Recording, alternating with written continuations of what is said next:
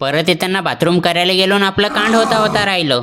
तर मंडळी आता परत येताना इथं झू होता. तर आता झू म्हटल्यावर आपण बिना बघायचं राहू का? मग इथं तिकीट वगैरे काढून आम्ही आत एंटर झालो. एंटर झाल्यानंतर तर हे बंदराला पाहून एकच गोष्ट वाटत जस की याची चड्डी फाटली की काय रे बा, क्या बात कर रहे रे बाबा. आणि दुसरी गोष्ट याची भाषा काही समजत नाही आपल्या दिमागाची वदरची. पण आपण मराठी माणसावं याच्या संग आम्ही मराठीत बोलत जावं कारण आपली भाषा फर्स्ट. तर आता झू मध्ये तर एंटर झाला. आता काय म्हटलं इथं का पकडे माकडच आहे. मग त्याच्यानंतर थोडं समोर येऊन पाहत होतं काय, अरे हा व्हाईट मोर आहे की याला व्हाईट वॉलपट्टी मारली. कुछ ज्यादा नहीं हो गया. हे जाऊ द्या, हाय आपला गावरान मोर. हा मोर तर आपण दररोज वावरात पाहतो. हे जाऊ द्या, इकडून पाहतो तर काय ह्या म्हैसा आमच्या गावात लोक दारी बांधतात. थोडं पुढे गेल्यानंतर इथं ट्रॅव्हल्स होती. म्हणजे तुम्हाला रिअल मध्ये सिंह बघायला भेटणार.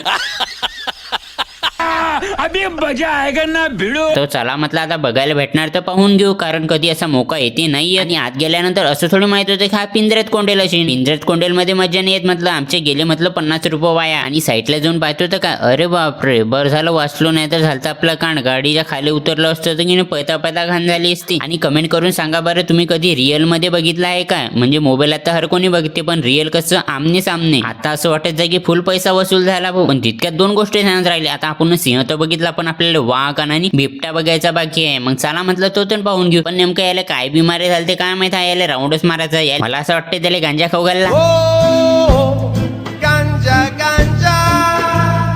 ते जाऊ द्या, थोडं पुढे गेल्यानंतर आपले वाघवात असे सोपेल होते की काय सांगा.